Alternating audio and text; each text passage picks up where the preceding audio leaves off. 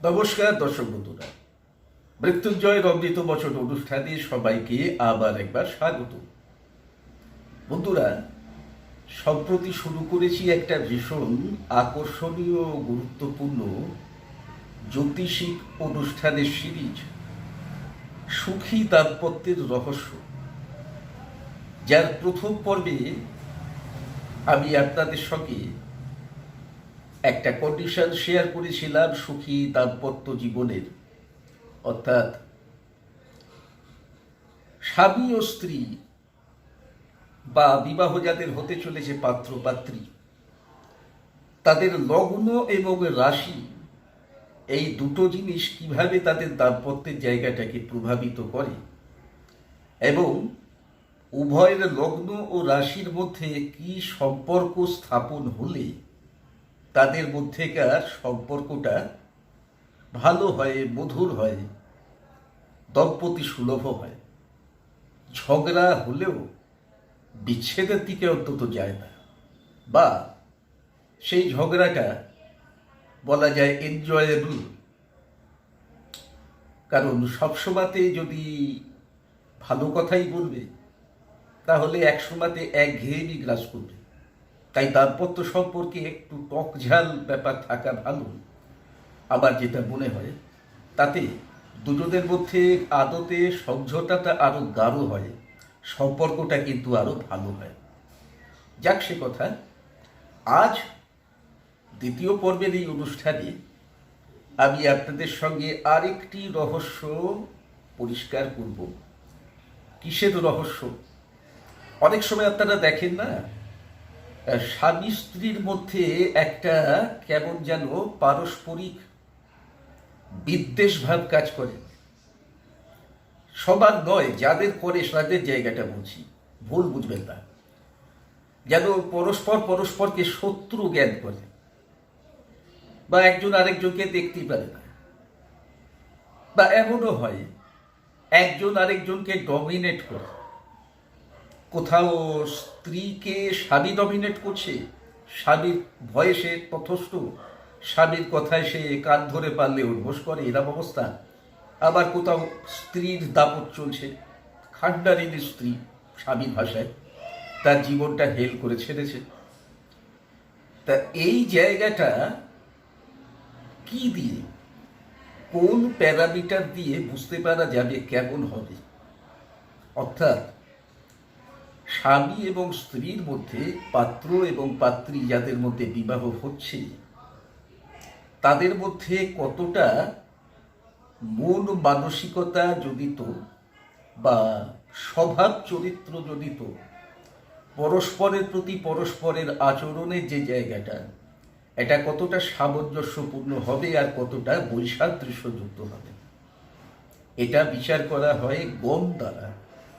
গণ মানে, আমরা জীবন বিজ্ঞান পড়তে গিয়ে উদ্ভিদ বা প্রাণীর বিভিন্ন প্রজাতি নিয়ে যখন পড়েছি শিখেছি, সেখানে সেই সমস্ত উদ্ভিদের গণ পেতাম, যেটা প্রায়শই ল্যাটিন নাম দেওয়া থাকতো, এই গণের উদ্ভিদ বা এই গণের প্রাণী।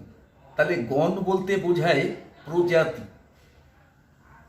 মানুষ যদি একটি জাতি হয়, তাহলে চারিত্রিক বৈশিষ্ট্যের নিরিখে তারা যে যে প্রজাতিতে বিভক্ত, সেগুলি এক একটি গণ।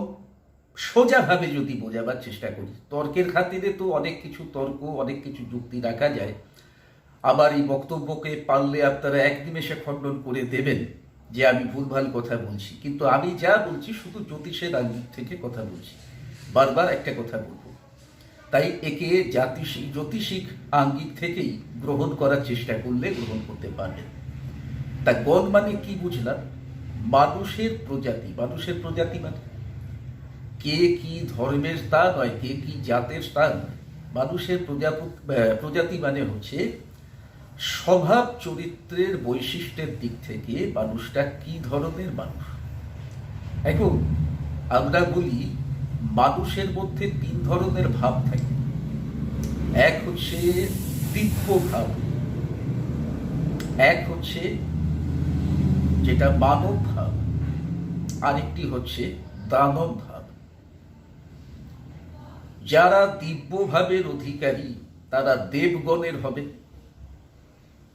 যারা মানব ভাবের অধিকারী তারা নরগণ হবে, যারা দানব ভাবের অধিকারী তারা রাক্ষসগণ বা দেবারিগণ হবেন। দেবারি মানে দেবের অরি, দেবযুক্ত অরি দেবারি মানে দেবের শত্রু। দানব এবং দেবতারা তো পরম শত্রু, তাদের মধ্যেকার আবরণ লড়াই সংগ্রাম, এটা আমরা জানি।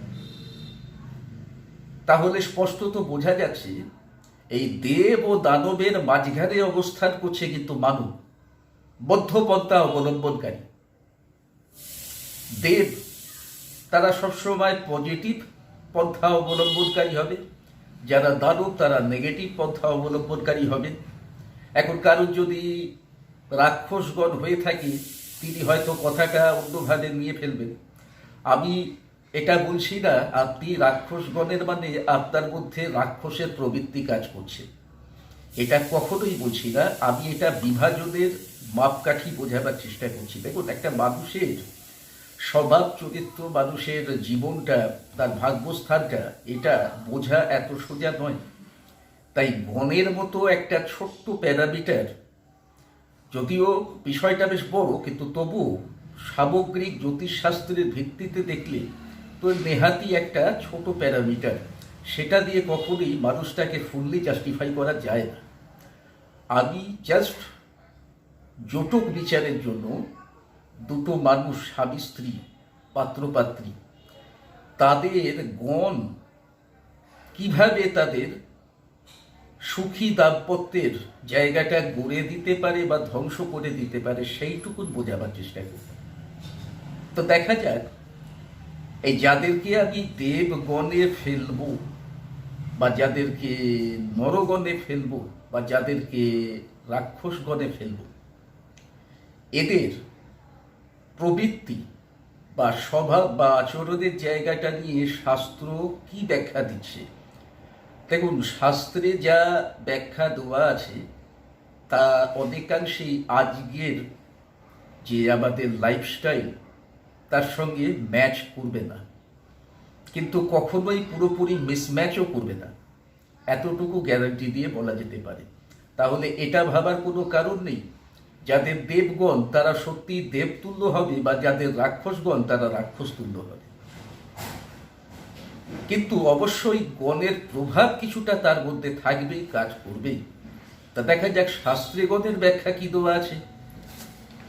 দেবগণ সম্পর্কে বলা হচ্ছে এরা বুদ্ধিমান, বিচক্ষণ, পণ্ডিত, দাতা, ধার্মিক, সাহসী, বলশালী, সদাশয়, সদ্গুণী ও স্বল্পভোগী প্রকৃতির হয়। তো দেখা যাচ্ছে সবই পজিটিভ কথা লেখা হয়েছে। তার মানে এইসব পজিটিভ গুণ বেশি দেখা যাবে, হয়তো সব দেখা যাবে না, কিছু দেখা যাবে বা অধিকাংশ দেখা যাবে। এই হচ্ছে দেবগণের মাহাত্ম্য। তাই তো তার মানে দেবগণ বিশিষ্ট মানুষ কি সে দুর্বৃত্ত স্বভাবের হয় না, সে কি খারাপ লোক হয় না? হয়। আরো অনেক ফ্যাক্টর আছে তার খারাপ হওয়ার কারণকে জাস্টিফাই করার। আমি শুধুমাত্র তার যে গণদের, তার ফলে তার মধ্যে কি কি প্রবৃত্তি বা স্বভাব বা আচরণগত দিক কম বেশি প্রকাশ পাবে সেটুকু বলতে চাইছি। দেখুন, নরগণের ক্ষেত্রে কি বলছে। নরগণের ক্ষেত্রে বলছে এরা সাদাসিধে, শান্তিপ্রিয়, ধার্মিক, সদাচারী, মানিয়ে নেওয়ার মানসিকতা যুক্ত। সব থেকে বড় কথা, অ্যাডজাস্টমেন্ট ক্যাপাসিটি। একটা সম্পর্ক টিকাতে গেলে সেক্ষেত্রে কিন্তু উভয় পক্ষকেই অ্যাডজাস্টমেন্ট করার মানসিকতা রাখতে হয়, বা দুজনেই যদি এই মানসিকতা না রাখে তাহলে তো কথাই নেই, সেক্ষেত্রে তো সম্পর্ক ভেঙে যাবেই। তো এই মানসিকতা থাকতে হবে, সংসারী ও কোমল স্বভাবের এরা হয়। তাহলে বোঝা যাচ্ছে যেহেতু এটা মধ্যপন্থা, তাই এক্ষেত্রে দেবগুণের যে মহত্বের দিক সেটা অনেকাংশে অনুপস্থিত থাকলেও তার ভেতরে একটা মধ্যপন্থা, একটা সমঝোতাবাদী, কোমল, মানিয়ে নেওয়ার মানসিকতার একটা প্রবণতা থাকতে হবে। আর দেবারি বা রাক্ষসগণের ক্ষেত্রে এরা অত্যন্ত অসাধ্য, চঞ্চল, ক্রোধী, জেদি, সাহসী, লোভী, আগ্রাসী, হঠকারী ও অপরিণামদর্শী স্বভাবের হয়। এখন বলুন, এই কথাগুলো যদি কারোর দেবারিগণ হয়, রাক্ষসগণ হয়, আর আমি তাকে বলি আপনি এইরকম স্বভাবে, আমার মারতে আসবে তো? কিন্তু না, বারবার একটা কথা বলছি, দেবারিগণের শাস্ত্রীয় ব্যাখ্যা এই থাকতে পারে যে দেবারীরা এরম ধরনের হয়, কিন্তু তার মানে এই নয় যে এই সমস্ত বদগুণ তার মধ্যে প্রকাশ পাবে বা সর্বদা জাগরিত থাকে।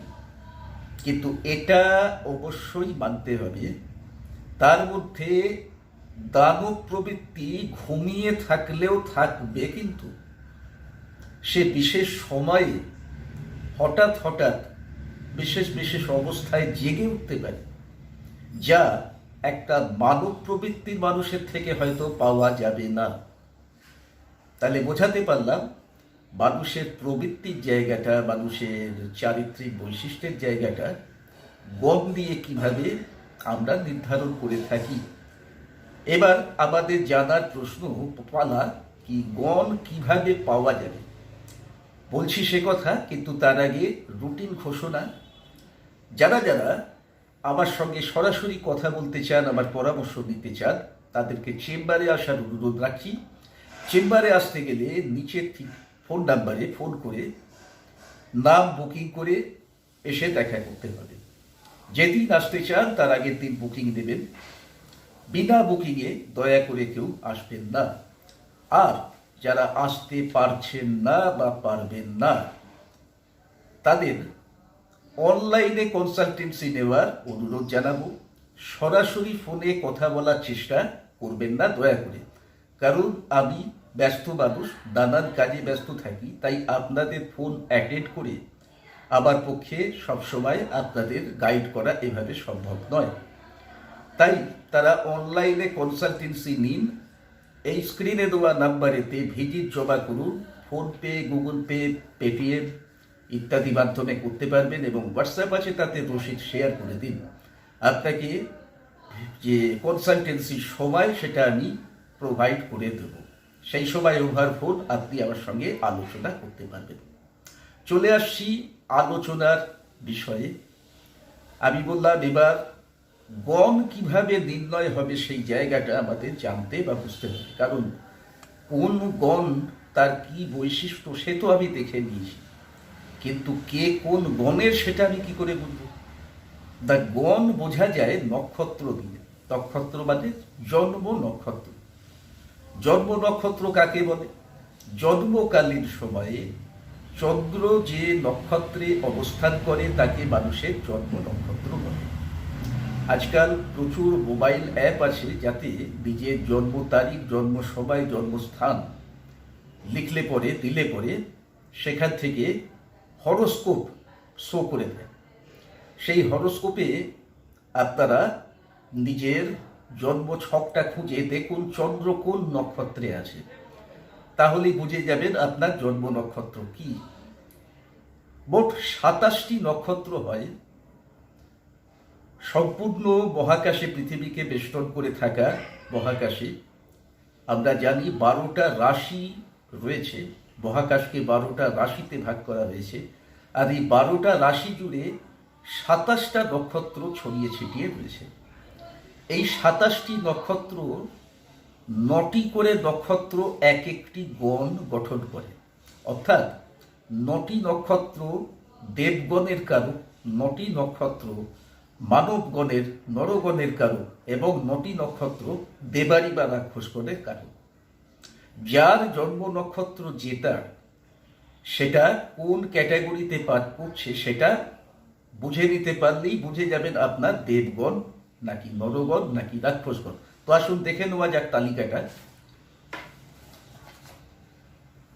দেবগণ যে যে নক্ষত্রের দ্বারা গঠিত হয় বা যে যে নক্ষত্রে জন্ম হলে দেবগণ প্রাপ্ত হয়, সেগুলি হচ্ছে অশ্বিনী, মৃগশিরা, পুনর্বসু, পুষ্যা, হস্তা, স্বাতী, অনুরাধা, শ্রবণা, রেবতী। এই 9টা নক্ষত্রে যদি কারোর জন্ম হয়ে থাকে তাহলে তার দেবগণ হবে। নরগণের ক্ষেত্রে 9টি নক্ষত্র হচ্ছে ভরণী, রোহিণী, আদ্রা, পূর্ব ফাল্গুনী, উত্তর ফাল্গুনী, পূর্বাষাঢ়া, উত্তরাষাঢ়া, পূর্ব ভাদ্রপদ ও উত্তর ভাদ্রপদ। এই 9টা নক্ষত্র যদি কারোর জন্ম নক্ষত্র হয় তবে সেই মানুষটির গণ হবে নরগণ। আর দেবাড়িগণের ক্ষেত্রে যে 9টি নক্ষত্র কৃত্তিকা, অশ্লেষা, মঘা, চিত্রা, বিশাখা, জ্যেষ্ঠা, মূলা, ধনিষ্ঠা, শতভিষা।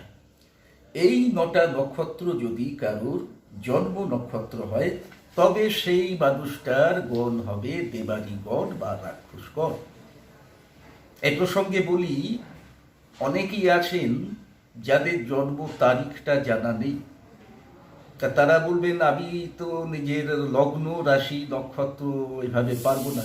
তা তাদের বলি, হাত থেকেও লগ্ন রাশি খোঁজা যায়, এর উপর আমার ভিডিও আছে। আমার চ্যানেলে ঢুকে একটু সার্চ করলে খুঁজে পেয়ে যাবেন। মোটামুটি গত বছরে আমি এরম সময়তেই পোস্ট করেছিলাম, তা সেই মতো বুঝে একটু সার্চ করে দেখুন, ওখান থেকে দেখতে পেয়ে যাবেন। আর এই গণ নির্ণয় সরাসরি হাত থেকে করা যাবে, নক্ষত্র জানার প্রয়োজন নেই। সেই ট্রিক্সটা আমি আজকে এখন আপনাদের দেখিয়ে দিচ্ছি। দেখুন, আমাদের এই যে হাতের তালু, এই হাতের তালুর আঙুলগুলো দেখুন, এটি হচ্ছে বৃদ্ধাঙ্গুষ্ঠ, এটি হচ্ছে তর্জনী, এটি মধ্যমা, এটি অনামিকা, এটি কনিষ্ঠা। গণ বিচার হাত থেকে যদি করতে হয়, আমাদের এই দুটো আঙুল, এই আঙুলটা অর্থাৎ অনামিকা আঙুল এবং কনিষ্ঠা আঙুল, এই দুটোর সাহায্য লাগে। কি করতে হবে দেখুন, এই দুটো আঙুলকে যদি আমি গায়ে গায়ে সাঁটিয়ে রাখি, দেখতে পাচ্ছেন আশা করি, একটা আঙুল আরেকটা আঙুলের সঙ্গে যদি সেঁটে থাকে, তো দেখুন এই আঙুলটার 3টে পর্ব আছে, একটা পর্ব, দুটো পর্ব, 3টে পর্ব। এই তৃতীয় পর্বটা আর এর মাথাটা, এদের লেভেলটা কি হচ্ছে না, আমি দেখতে পাচ্ছি এই আঙুলের মাথাটা এই তৃতীয় পর্ব ছাড়িয়ে ওপর দিকে উঠে গেছে। যাদের হাতে এইরকম দেখতে পাওয়া যাবে, বুঝতে হবে তাদের দেবগণ। আর যদি এইরকম কেস হয়, এই আঙুলটা ঠিক এই দাগ পর্যন্ত আসছে, এই আঙুলটা এই দাগটা পর্যন্ত আসছে, এটা ছাড়িয়ে ওপরে যাচ্ছে না। কনিষ্ঠ আঙুলটা অনামিকা আঙুলের তৃতীয় পর্ব পর্যন্ত এসে থেমে যাচ্ছে, একদম এক লেভেলে আছে। তাহলে বুঝতে হবে এরা মধ্যপন্থার মানুষ, অর্থাৎ এরা নরগণ বিশিষ্ট। আর যদি এই কনিষ্ঠা আঙুল এই তৃতীয় পর্বের নিচে অবস্থান করে, তৃতীয় পর্বের নিচে যদি অবস্থান করে, তো তাহলে বুঝতে হবে এই মানুষটি, ধরুন এই হচ্ছে তৃতীয় পর্ব, এইরাম জায়গায় মানে দাগটার নিচে যদি এই মাথাটা আসে, তাহলে বুঝতে হবে এই মানুষটা দেবারি গণভুক্ত মানুষ বা রাক্ষস গণভুক্ত মানুষ। এখন যাদের জন্ম তারিখ আছে, তারা জন্ম তারিখ থেকে নিজের নক্ষত্র নির্ণয় করে সেই অনুযায়ী গণ খুঁজে পাবেন। এরপর যদি নিজের হাত থেকে নিজের গণ মেলাতে চান, তো তাহলে কিন্তু অনেক ক্ষেত্রেই দেখা যাবে দু জায়গায় দুরকম গণ দেখাচ্ছে। অর্থাৎ জন্মছক অনুযায়ী একরকম গণ আসছে, আর হস্তরেখা অনুযায়ী, হস্তকরতাল অনুযায়ী আরেক রকম গণ আসছে।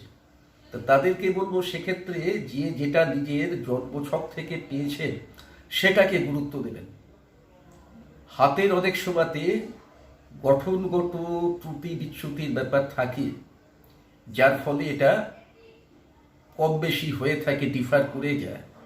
যাদের উপায় নেই তাদের এভাবেই দেখতে হবে, কিছু করার নেই। কিন্তু জন্ম ছক থাকলে পরে জন্ম নক্ষত্র থেকেই গণটা বিচার করা উচিত, হাত থেকে সেক্ষেত্রে বিচার করা উচিত না। এখন আমাদের জানতে হবে আমরা কি কি জেনেছি, না গণ কি, গণ কি, গণ দিয়ে কি বোঝা যায়, গণ করখু প্রত্যেকটার সম্পর্কে ডিটেলস জেনেছি, এটা কি ধরনের হয়, এই গণগুলো কিভাবে খুঁজে পাওয়া যায়। এবার আমাদের শেষ কাজ জানতে হবে, এই গণ আমরা মেলাবো কি করে, বিচার কি করে করব, অর্থাৎ কোন গণভুক্ত পাত্রের সঙ্গে কোন গণভুক্ত পাত্রীর বিবাহ হলে ভালো হবে, ম্যাচিংটা ভালো হবে। তাই ক্ষেত্রে বলবো ফর্মুলা তো খুবই সিম্পল। দেখুন, এটাই প্রত্যাশিত, স্বামী যেমন হবেন স্ত্রীও সেরকম হবেন, তবেই তো তাদের মধ্যে ভালো মিল হবে। তাহলে আবার উচিত আবার প্রজাতিরই কোনো নারীকে জীবনসঙ্গিনী করা। আমি যদি ভিন্ন প্রজাতির নারীকে জীবনসঙ্গিনী করি সেক্ষেত্রে রিস্ক থেকে যাচ্ছে। তাহলে সুতরাং সমগণে বিবাহ সর্বোৎকৃষ্ট। পাত্র বা পাত্রী যদি উভয়েরই গণ দেব হয় বা নর হয় বা দেবারই হয়, তো তাহলে বুঝতে হবে এটা ঠিক তার নিজের প্রজাতির মধ্যে কাজ হলো, যে গাছের ছাল সে গাছেই লাগানোর চেষ্টা করা হলো। এক্ষেত্রে তাদের দাম্পত্য জীবনে পারস্পরিক সমঝোতায়, বোঝাপড়ায়, সুসম্পর্ক রক্ষায় সুবিধা হবে। এবারে সবসময় এটা সম্ভব হয় না, এক গণভুক্ত পাত্রপাত্রী পাওয়াটা সম্ভব হয় না। বিশেষত যারা বিজ্ঞাপন দিয়ে জটক বিচার করিয়ে ছেলেমেয়ের বিয়ে দেন না, ছেলেমেয়েরা যাদের নিজেরা বিয়ে করেন, প্রেম করে বিয়ে করেন, নিজে দেখে বিয়ে করেন, বা আজকের দিনের আধুনিক মানসিকতার মানুষ বাস কথাবার্তা বলে হলেও ব্লাড টেস্ট করিয়ে নিয়েছেন কারোর থ্যালাসেমিয়ার প্রবলেম আছে কি নেই, যাতে পরবর্তী প্রজন্ম সুরক্ষিত থাকে। কিন্তু এটা তিনি আর চেক করে দেখেন না, ঠিক কথা না? তো এদের ক্ষেত্রেও এটা প্রযোজ্য। এই গণ যদি দুজনের সমান হয় তাহলে তাদের মধ্যে মিল সর্বোত্তম হবে, কিন্তু যদি সমান না হয় তাহলে কেমন হলে ভালো হবে?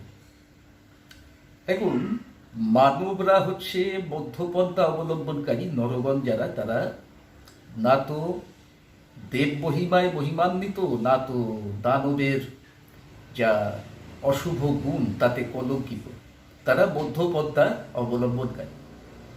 তাহলে দানবের সঙ্গে মানবের মিল হবে না, দেবের সঙ্গে দানবের নিশ্চয়ই মিল হবে। তাহলে সেক্ষেত্রে যদি পাত্র দেবগণ পাত্রী নরগণ বা পাত্র নরগণ পাত্রী দেবগণ হয়, বিয়ে দেওয়া যাবে।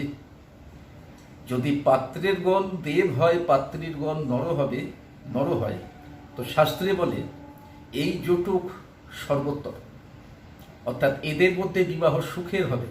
কারণ যে নরগণ সে দেবগণের অর্ডার ক্যারি করবে, মেনে নেবে, তাকে সম্মান করবে। এখানে নারীত্ববাদীরা আপত্তি করতে পারেন, তাহলে কি সেই নারীকে পরাধীনতার শৃঙ্খলে বাঁধার চেষ্টা? আলাদা, এটা সনাতন ধ্যান ধারণার জায়গা। পত্নী স্থান, স্ত্রী স্থান, হোম ম্যানেজমেন্ট, এবং প্রতিষ্ঠান তার কাজ হচ্ছে বাইরেটা সামলানো। দুজনের দায়িত্বটা ঠিকঠাক পালন করবে, তবেই সংসারটা ভালো চলবে। এটা প্রাচীনকালের ধ্যান ধারণা ছিল। যারা মানেন তারা মানেন, যারা মানেন না তারা মানেন না। তবে জ্যোতিষটা তো আজকের সাবজেক্ট নয়, এটা হাজার হাজার বছর প্রাচীন। সুতরাং এই ধ্যান ধারণাগুলো সনাতনপন্থী। এটা যারা মেনে চলেন তারা এটা ফলো করলে উপকৃত হবেন, যারা মানতে পারবেন না তাদের কথা আলাদা। আচ্ছা, উল্টো যদি হয়, মানে পাত্র যদি নরগণ হয়ে যায় আর পাত্রী যদি দেবগণ হয়ে যায়, বিবাহ আটকাবে না, কিন্তু সেখানে স্বামীকে দেখা যাবে স্ত্রীর অনুগত থাকবে, অর্থাৎ স্ত্রী সেক্ষেত্রে ডমিনেট করবে। তাহলে নারীবাদী যারা দেবগণের যারা রয়েছেন তারা নরগণের পাত্র দেখে বিয়ে করে ফেলুন, সেক্ষেত্রে আপনারা আপনাদের অধিকার কায়েম করতে নিশ্চয়ই সমর্থ হবেন, এই সূত্র অনুযায়ী অন্তত পক্ষে। আর যদি কেস এরকম হয়, কি দেবগণের সঙ্গে দেবারিগণের বিবাহের ব্যবস্থা করা হচ্ছে? তা দেবারি বাদে কি? দেবারি বাদে তো দেবের শত্রু, দেবের অরি। তাহলে দুজন শত্রু কি কখনো একসাথে এক ছাদের তলায় সারা জীবন থাকতে পারে? দুজনের মধ্যে তো একটা স্বভাবগত বিদ্বেষ আছে। দেব সে দানবকে পছন্দ করবে না, দানব দেবকে পছন্দ করবে না। তাহলে তারা যদি বিবাহ বন্ধনে আবদ্ধ হয়, তাহলে সেক্ষেত্রে প্রাথমিক ভালো লাগার রেশ কেটে গেলেই যেই তারা সংসারের বাস্তব কঠোরতার সঙ্গে পরিচিত হতে শুরু করবে, তাদের মধ্যে কিন্তু সমঝোতার অভাব হতে শুরু করবে। এক্ষেত্রে পাত্রদেব পাত্রী দেবারি বা পাত্র দেবারি পাত্রী দেব, যাই কম্বিনেশন হোক, সংসার সুখের হবে না। এই সংসারের নিত্য অশান্তি লেগে থাকাটাই স্বাভাবিক। অন্তত প্রথম প্রথম তারা যদি ভালো থাকেও, বা দাম্পত্যের বয়স বাড়ার সঙ্গে সঙ্গে কিন্তু তাদের মধ্যেকার সম্পর্ক স্থানটা ক্রমশ খারাপ থেকে খারাপের দিকে যেতে থাকবে। এই সমস্ত কেসগুলো প্রায়ই ডাইভোর্স পর্যন্ত গড়িয়ে যায়, বা অনেক সময় দেখা যায় অন্য কোনোভাবে এরা পরস্পর যে যার নিজের জীবন নিজে বাঁচছে, যে যার নিজের মতো করে বাঁচছে। আচ্ছা, যদি কম্বিনেশন এইরকম করার কথা ভাবা হয় নরগণের সঙ্গে দেবারিগণের, তাহলে বলবো ভুলেও এরকম কম্বিনেশনের কথা ভাববেন না, কারণ রাক্ষস তো মানুষ খায়। কথাটা অন্যভাবে দেবেন না। আমি এটা বলবো না নরগণের পাত্রকে যদি দেবারিগণের পাত্রীর সাথে বিবাহ দিয়ে দেওয়া হয় সেক্ষেত্রে স্ত্রী স্বামীকে খেয়ে ফেলবে, বা উল্টোটা যদি হয় স্বামী দেবারিগণ আর স্ত্রী নরগণ, তাহলে স্বামী স্ত্রীকে খেয়ে ফেলবেন, সেটা নয়। খেয়ে ফেলার অর্থ হচ্ছে ফুললি ডমিনেশন, অর্থাৎ তাকে সম্পূর্ণ নিজের আয়ত্তে রেখে সে না চালে। এমন অনেক মানুষ আছেন যাদের দাম্পত্যের জায়গাটা এই ধরনের তিক্ত অভিজ্ঞতা আছে, তার বিপরীত লিঙ্গ সিম্পলি তার উপরে মানসিক শারীরিক নানান রকম অত্যাচার করে, তার প্রতি দুর্ব্যবহার করে, তাকে কথায় কথায় অপমান করে, ও তার অ্যাক্টিভিটিস অর্থাৎ বিপরীত লিঙ্গের অ্যাক্টিভিটিস এমনই যার জন্য তাকে নিদারুণ মনোকষ্টে থাকতে হয়। এটা দুজনের জন্যই প্রযোজ্য, স্বামীর জন্য প্রযোজ্য, স্ত্রীর জন্য প্রযোজ্য। এবং দু ধরনের মানুষই আছেন, অত্যাচারিত স্বামীও আছেন, অত্যাচারিতা স্ত্রীও আছেন। আমি পার্টিকুলার কাউকে বলছি না। তাই এনাদের ক্ষেত্রে বেশিরভাগ জায়গাতেই এই মানব এবং দানব কম্বিনেশন হতে দেখবেন। যার দানব প্রবৃত্তি থাকবে অর্থাৎ দেবারিগণ থাকবে, সে নরগণের মানুষটিকে সোজাসুজি ডমিনেট করবে, নিজের সুবিধে আদায়ের জন্য, নিজের ভালোর জন্য, নিজের লাভের জন্য, নিজের প্রয়োজন পূরণের জন্য সে কার্যত নিজের পার্টনারকে ইউজ করে চলবে। ফলত এই ধরনের সম্পর্কগুলো অনেকাংশেই আত্মহত্যার চেষ্টার দিকে পরিণতি পেতে পারে। আর যাতে সেটা না হয়, সহ্য করতে করতে সহ্যের বাঁধ ভেঙে গিয়ে শেষে বিচ্ছেদের দিকে সেটা করা যেতে পারে। তাহলে এখান থেকে, এই আলোচনা থেকে আজ আমরা বুঝতে পারলাম যে মানুষের গণ কিরকম কি হলে পরে, বা গণ কিভাবে মানুষের সুখী দাম্পত্যের জায়গাটাকে নিয়ন্ত্রণ করে, বা গণের প্রভাবে কিভাবে মানুষ সুখী বা অসুখী দাম্পত্যে প্রাপ্ত হয়। আমি এর আগে রাশি এবং লগ্ন নিয়ে কথা বলেছি। জটক বিচারের ক্ষেত্রে বা স্বামী স্ত্রীর মনের মিল, স্বামী স্ত্রীর মধ্যেকার সম্প্রীতি ইত্যাদি বজায় থাকার ক্ষেত্রে সেটা কতটা ভাইটাল। আজ দেখালাম, আজ বোঝালাম স্বামী স্ত্রীর স্বভাব চরিত্র প্রবৃত্তিগত জায়গাটা, সেটা কিভাবে আমরা ম্যাচিং করব গণ নির্ণয়ের মাধ্যমে, কিভাবে একজন মানুষ তার নিজের স্বভাব চরিত্রের, নিজের প্রবৃত্তির কোনো স্ত্রীকে খুঁজে পাবে জীবন সঙ্গিনী হিসাবে, বা পর্যায়ক্রমে নারী নিজের প্রকৃত জীবন সঙ্গীকে কিভাবে খুঁজে পাবে। যারা যারা এই অনুষ্ঠান দেখলেন, শুনলেন এবং অবশ্যই বিবাহিত, তারা নিজেদের দাম্পত্যের ক্ষেত্রে এই সূত্র প্রয়োগ করে দেখবেন কতটা মিল পেলেন, কতটা অমিল পেলেন। যারা বিবাহ করতে চলেছে বা যাদের বিবাহ হতে চলেছে, জটক বিচার যদি যথাযথভাবে করা হয় তবে তো কথাই নেই। তবে সেটা যাকে তাকে দিয়ে করলে হবে না, যথার্থই জ্ঞানী কোনো জ্যোতিষী তাকে দিয়ে এটা করাতে হবে। কারণ এক্ষেত্রে 2 পয়সা বাঁচানোটা বড় কথা নয়, এই বিচার যেটা দুটো মানুষকে সারা জীবনের জন্য এক সূত্রে বেঁধে দিতে চলেছে, সেটা সঠিকতা সব থেকে বড় কথা। কিন্তু যারা জটক বিচার করতে পারবেন না বা করবেন না, যাই হোক, কিন্তু এই বিষয়টা নিয়ে তাদের ভাবাচ্ছে, তারা আজকের অনুষ্ঠানটা দেখে প্রভাবিত হয়েছেন, ভালো লেগেছে, তারা চাইলে অ্যাপ্লাই করে দেখতে পারেন। বা যারা প্রেম করছে, বিয়ের কথা ভাববে, তারা অন্তত নিজেদের গণটা একবার যাচাই করে দেখে নিতে পারবে। বিয়ের পর তাদের জন্য সম্ভাব্য দাম্পত্যের কী রূপ অপেক্ষা করে আছে, একটা আভাস নিশ্চয়ই পাওয়া যাবে। কিন্তু জটক বিচার অনেক বড় ব্যাপার, অনেক জটিল ব্যাপার। শুধু গণ বিচার দিয়ে কখনোই দুজন মানুষকে তারা পরস্পরের জন্য কতটা পারফেক্ট ম্যাচ সেটা বলে দেওয়া যায় না। তবুও জটক বিচারের ক্ষেত্রে গণ বিচার একটা অন্যতম গুরুত্বপূর্ণ হাতিয়ার নিশ্চয়ই, এবং এটা দিয়েও অনেক কিছু প্রভাবিত হয়, এর ওপরও অনেক কিছু নির্ভর করে। তো বন্ধুরা, আজকে বিদায় চাইছি, ফিরে আসছি শীঘ্রই নতুন অনুষ্ঠানে, নতুন টপিক সঙ্গে নিয়ে। জয় মা তারা, জয় মহাকাল।